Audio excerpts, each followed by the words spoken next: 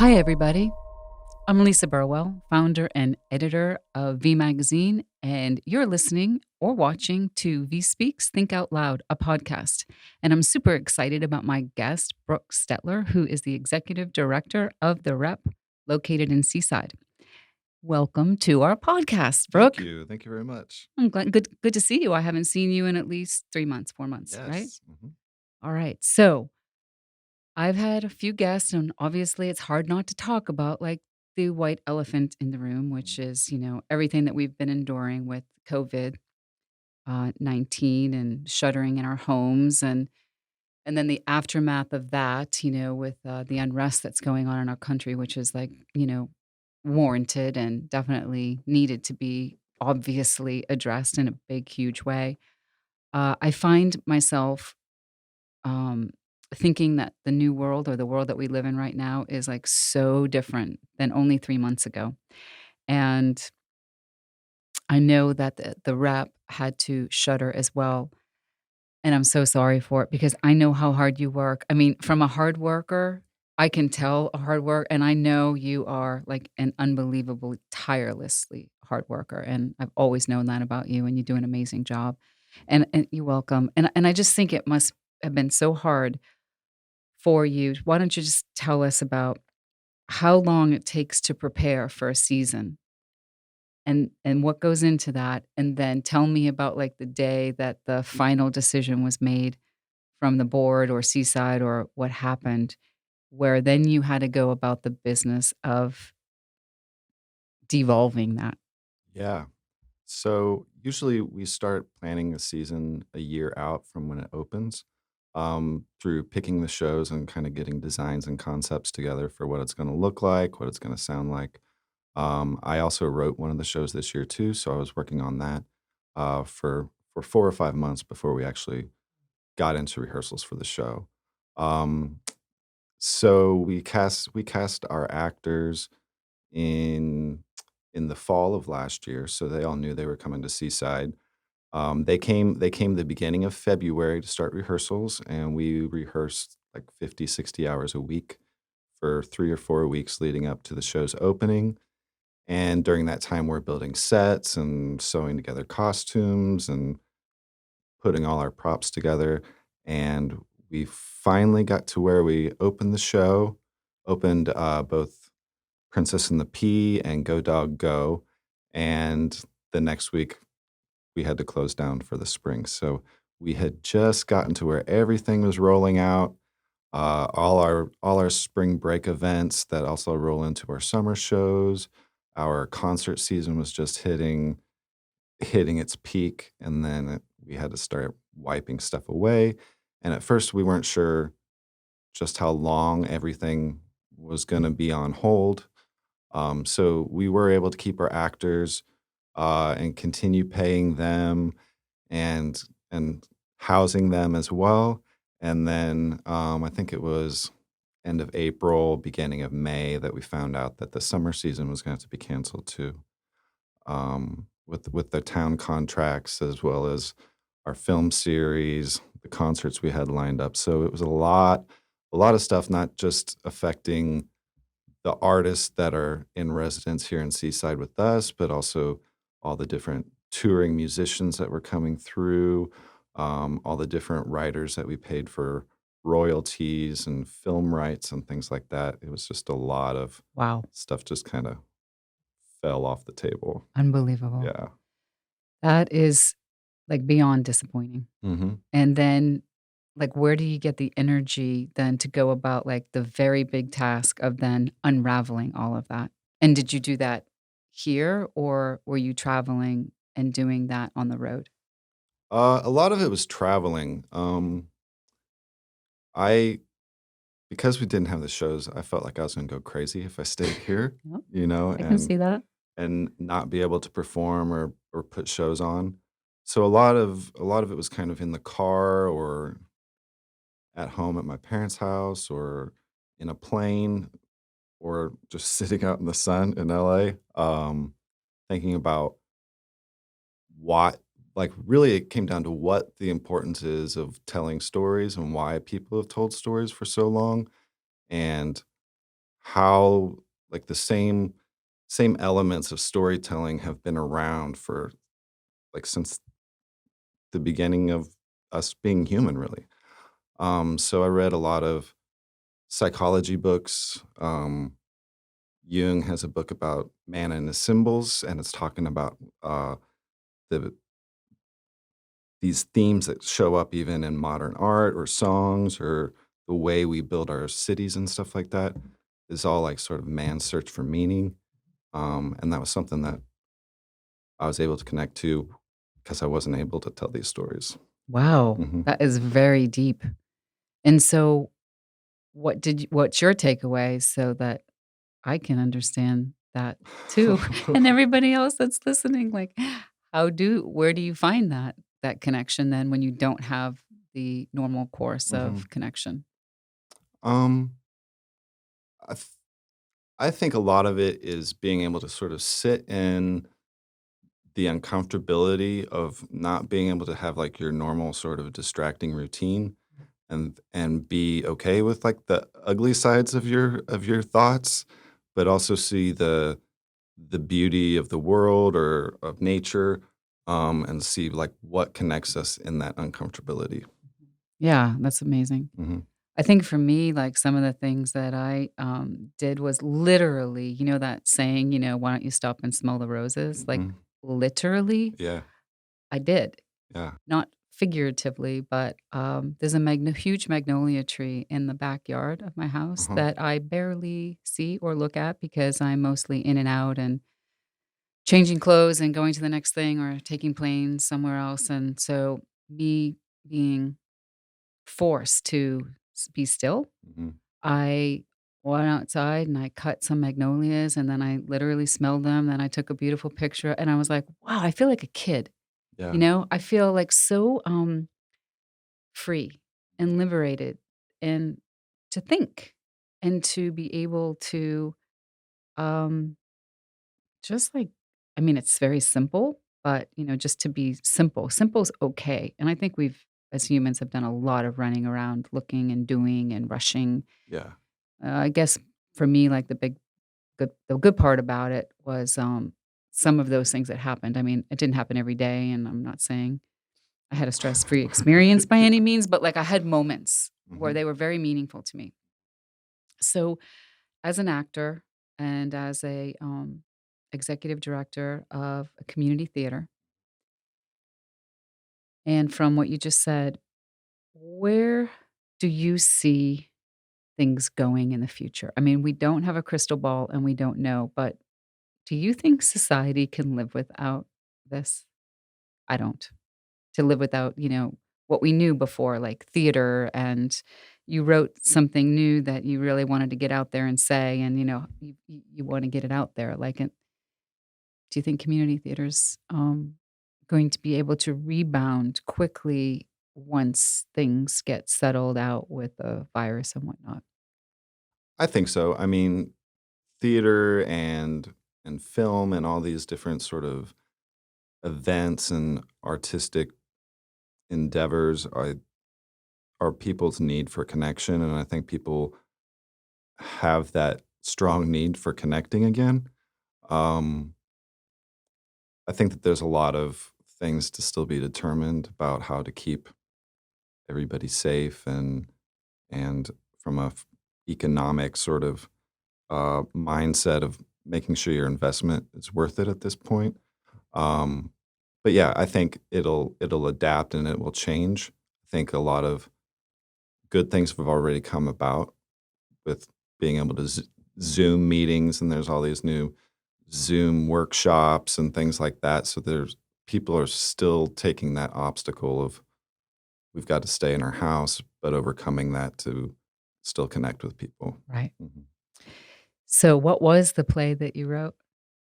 It's Princess and the Pea. Okay, that was that Mhm. one. Alright, Yeah. so you debuted that for Uh-huh. a week, Yeah. and then One it performance in oh, one Rosemary. person, okay.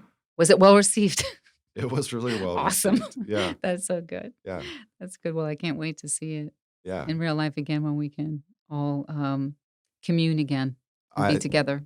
one of our actors, Kyle Walter, who's like Yes. 6 foot 78 and a big guy. He Yeah. had a really great, dress and wig that he Uh-huh. wore as one of the potential princesses, and I Oh, only got wow. to see it one time, and it's still nags me at night that I've only got to see it one time. I hope you got a photo. Did someone get a photo? Oh, yeah. Oh, good. So, you were very successful in, being able to rally economically to, take advantage of some of the programs that were out there so that the Mhm, theater could be financially healthy, and kudos to you and to your board members who, were able to help mhm. facilitate that. I know you did Yeah. a lot of the work there too. That was pretty great. So, it bought you time, I'm assuming, Mhm. and you can just almost like a wait and see about what's gonna happen, or, maybe we briefly talked about this, is maybe the community theater, model is going to have to be, retooled, or a pivot's going to have to happen, Mhm. in some way, shape, or form.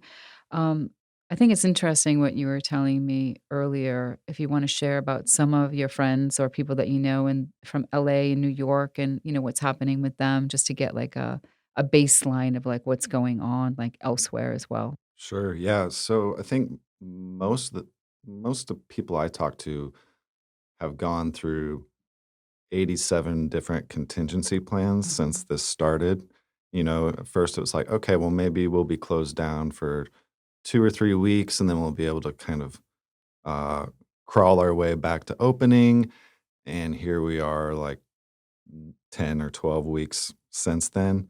So, we still have contingency plans of like, okay, here's what it would look like if we were to able to start doing performances in August. We'd need to start be doing this in July. Or here's what it looks like if we're not able to do anything until Christmas or next spring. So it's always kind of like this ongoing. Well, it's maddening, Yeah. okay? That is a maddening existence Yeah. to be in, and Uh-huh. you're right, there were, like, so many contingency plans with no one knowing the future, so, Yeah. I mean, most of us were definitely knocked off Uh-huh. center, Yeah.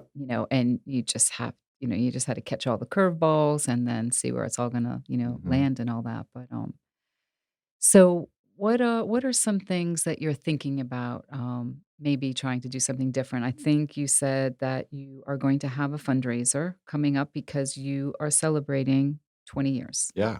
Congratulations. Thank you. That's pretty impressive, and you've been there for 13, but you've been the executive director for 10, which is That's right. bravo, Yeah. bravo. Yeah. So what was the question again? What are some contingency Oh, plans what are we looking at? like, for your I think you said that you might have a fundraiser coming up, Mhm. or membership drive. Right. Yeah, so the membership drive, when things closed down, we lost a lot of the income from our town contracts and people buying tickets to shows. So we lost the income, but kept the majority of our expenses, which is the situation that a lot of theaters and other arts institutions are in right now. Mhm. So we have a fundraiser that will be going. You can go to lovetherep.com, check out some of the stuff that we've been doing for the past 20 years and the different audiences we've been able to reach. Some of the contingency plans, like we were talking about, new ways to reach audiences with our kids shows that we were going to do a recording of one of the performances of the production at the rep. And then we're hoping to get a grant to be able to help provide the AV tech stuff that schools would need to show that production at their school, and then also do like a Zoom workshop with the students after they've seen the show, since we won't be able to go into schools right away like we've done in the past. Um, we are also looking at doing our Christmas show that we've done for the past 10 years, and have toured all over the area and also perform at the main stage theater in Seaside, doing a recorded version of that just in case we're not able to perform it live, because that's become a real big part of people's holiday celebrations when they come down here. Mhm. We've done some short little storytelling segments that we've put on our website and Facebook where the actors are coming up with their own stories and sort of shooting their own little videos. So that's something that we're doing in the short term, and then in the long term, we still have the connection with all the different artists that we've worked through, whether they're musicians, filmmakers, storytellers, and we're still like in constant contact with them of like, okay, well, if February opens up and we're able to go, like, we want you here as soon as we can because you were supposed to be here in the fall or late spring of this year. So those are all like in the works, and it's just like waiting to see when we can have a group in that tiny little theater and keep everybody safe. Mhm. Well, that's a lot. So you've actually done a big pivot and, using, what you can, social and, Zoom and all that, and that's what a lot of people are doing, but, I think your social looks pretty good. You're staying super connected, Mhm. and, that's all you can do right now. Yeah. I and then pivot, like you were telling me, before we sat down here about a friend of yours who's been in the industry for a really long time, who's now segueing over to TV. Mhm. And what's he gonna do in TV? He's a casting agent. Yeah, Okay. so he worked both in LA and New York casting for, theater productions, Mm. and since those are all on hold and he's got all these actors in his stable who are looking for jobs, he's going to shift into TV and commercial so he can provide opportunities for all those other actors. Mhm. Well, and then, like, also radio too, like, podcasts and radio, which are somewhat old-fashioned, Yeah. are going to be coming back in style because that's all that, you really have as a communication vehicle, which I find, like, fascinating, like, how fast the world changed, 3 Uh-huh. months ago. Yeah. And, fascinating is a euphemism for frightening. Right. It's really We're gonna been. go back to telegraphs to communicate, Yes, yeah. or hieroglyphics like you were reading in your we can go back to that and I don't it's like, who knows what's gonna happen. Yeah. So, what were some of your absolute favorite shows that I mean, I know the Christmas show is a big deal for Mhm. you, but, like, what about the Shakespeare one? Is that one of your favorite ones too? Yeah, that one's always fun. Yeah. Just being able to play with 2 good friends of yours and work on Shakespeare and have audiences get it and laugh is really rewarding. We did 39 Steps several years ago. That one was really fun. Uh, they had a big production crew on it. We had projections, like 3 different projection areas going on at the same time. It's a really physical show as well, and millions of costume changes. Those are usually my favorite ones. I like doing the serious pieces as well because Mhm. there's not as many opportunities to do those, and I think they're still important to do. And then I always really like doing the kids shows because they're like You're so good at it. they're not kids aren't gonna lie to you if they don't like it or Right, aren't interested, right. and it's always fun to sort of surprise the parents when they're into it and like it as Yeah, well. Because I think a lot of times, like, "Oh, we're gonna go see this show for my kid," and I'll yeah. be on my phone the whole time, and then at the end, when the parents are like, "That was Oh, awesome. that's I loved that show, and my kid liked it yeah, too." It's always a really that's a big kudos. good reward, yeah. Yeah, that's amazing. Well, keep on keeping on, Thank you. because we all are, like, I don't really know anyone that's, like, not needing to keep on keeping Right. on, and, I'm a huge fan and, I love what you do and I love the rep, Thank and you. I'm always here to support you in any way that I can and any way that the magazine can, and we will figure out this new world, the brave new frontier in the words of Star Trek, we will figure it out. Brooke, thank you so much for Thank being you. here. Good seeing you. You too. Thanks.